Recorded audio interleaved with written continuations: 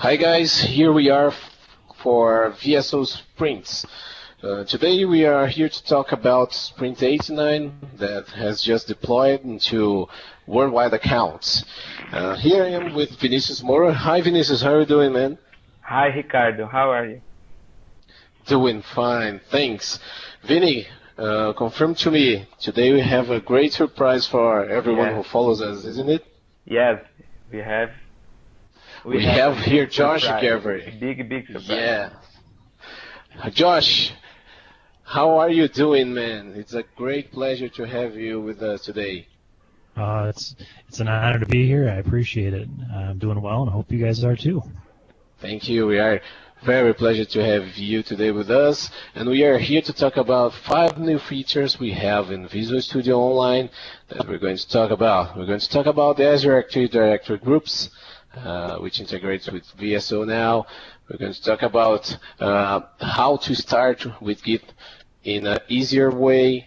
We have improved committed details. We have SonarQube analysis from Maven build tasks. It's a great thing we're going to talk about. And we have a preview of a new work item form that's available worldwide. So let's start talking about everything. Yes, let's go. Josh, please feel free to start talking about what you want to talk with us. So I'm going to talk about the update to Azure Active Directory and VSO integration, which is the addition of group-based permissions. And we know that we've been able to add folks to VSO via Azure Active Directory. And now this just gives us one more method by which we can manage rights, we can manage access, and we can manage permissions. And it's really simple to do, to be quite honest with you.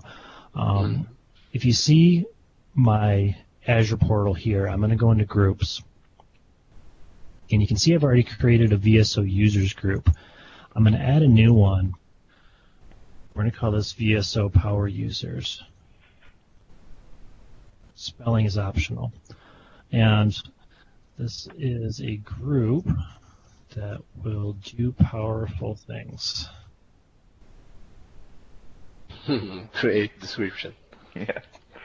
So we've got that, and we should probably go in and add somebody to, so there's at least one person in there. And let's pick Igor. We'll put him at. That looks good. There, perfect.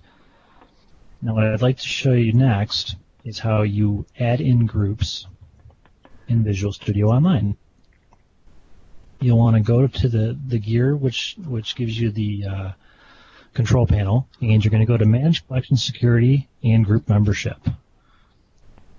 Under here, you'll have all the different VSO groups. And as an example, I'm going to jump into Project Collection Valid Users, and we're going to find one of the groups under here that we can actually add some folks to. Let's take a look at Project Collection Administrators. And you can see I'm already in here, but if we wanted to add a group, all you have to do is type in the first couple of letters, and you can see that we've already got VSO users and VSO power users. So we can add those groups directly, and anyone who is in that particular group will have permissions into the project collection administrators. A nice feature that is included with this is the contact card, which will pop up and show you information about the group, and it'll also show you who's in the group. Which is a nice little shortcut for double checking to make sure you're adding the right people. So we'll add that, we'll save changes. And there you have it. You've got your Azure Active Directory group now tied into the Project Collection Administrators group in VSO. And like I said, anyone who is added from Azure Active Directory via that group will have access to be a Project Collection admin. And you can obviously tailor this to whatever security scheme you have set up. And those who are used to an Active Directory environment are used to group-based policy, group-based membership, and permissions. Then this is definitely something that'll help you out as far as locking down your Visual Studio Online instance. Great feature, Josh. It's kind of really great to have these two tools integrated. It's very nice to see this new feature deployed to our VSO accounts worldwide. Thank you very much to show it to us in a demonstration. My pleasure. Continues on Sprint 89, we are talking about SonarQube analysis from a Maven build task. On this feature, product team delivers many improvements when using a Maven build. For the example, we create a virtual machine on Azure that deployed a Sonar application. When you create a build using Maven, you point a Maven POM file. After this, you click on SonarQube integration and point to your virtual machine.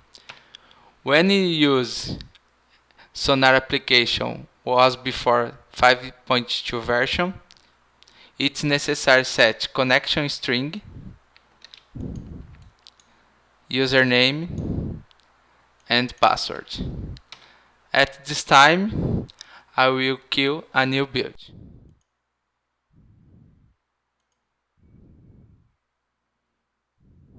Yes.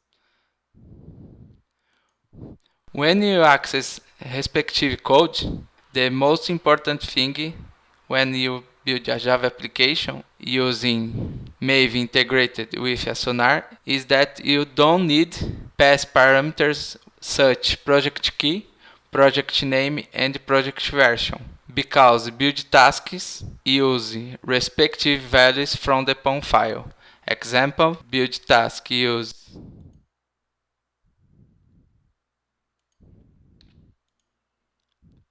project version and project name to connect a Sonar and deploy the code analysis. Other feature deployed on this sprint is talking about many improvements when using a code menu on Visual Studio Online. Before this sprint, we had a clone menu that supports only copy a repository. Now there is another functionality how.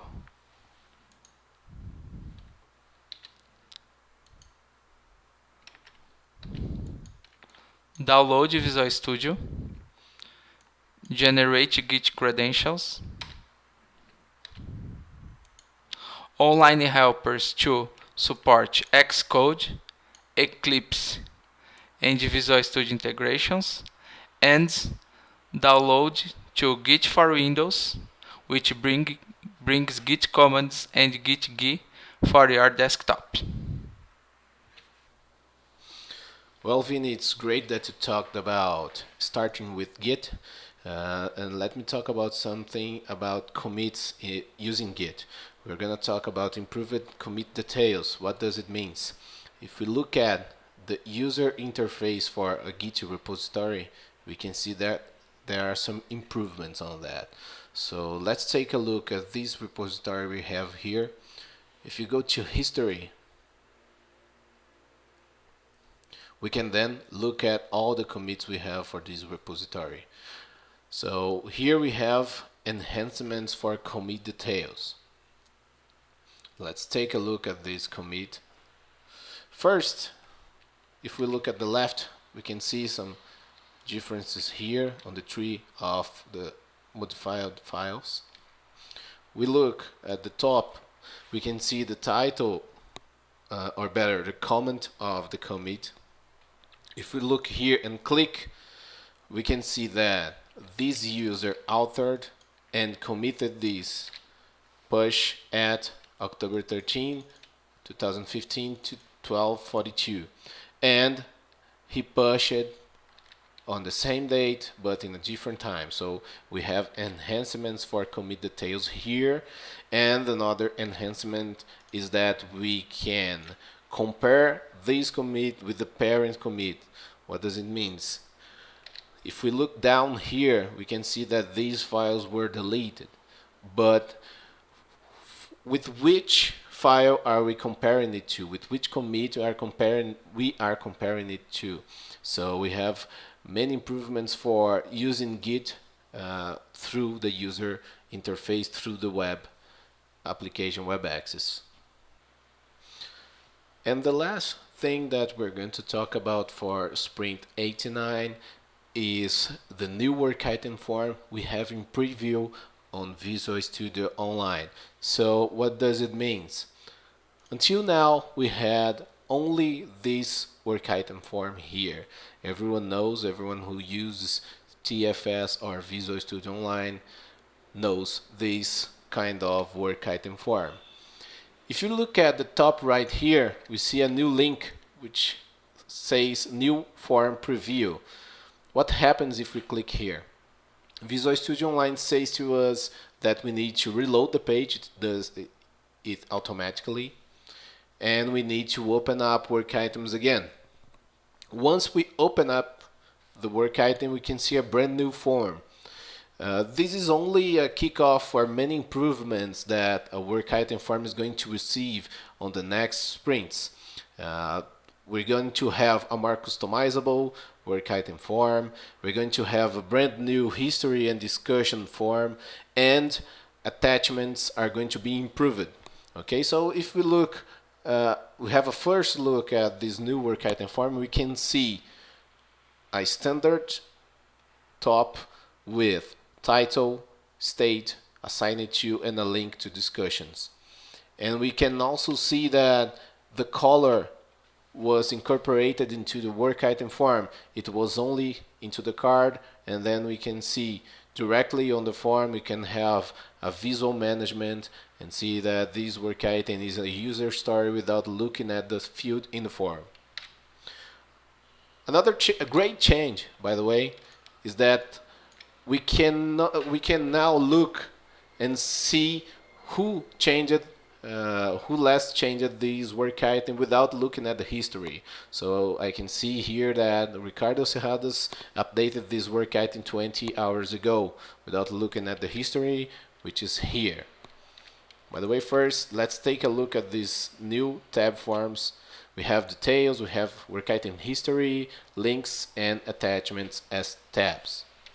If we look at history tab, we can see that it's still on the old form, links and attachments either. If we click here on the top for discussions, we go to the history tab, on down there to discussions only. Well guys, that was all the 5 features we had for this Sprint 89 of Visual Studio Online. It was a great pleasure to talk to you and share these informations, and especially to have Josh Garverick here with us to show his knowledge and content with us. Thank you, Josh. Anything you want to say? Thanks again for having me on here. It was a great time, and I'm available anytime. So you want to do it again, just hit me up and let me know. Would be great every time. Thank you. My pleasure. Thanks a bunch. Thanks, Josh, again, and you'll see on Sprint 19. Bye-bye. Bye-bye, guys. See you.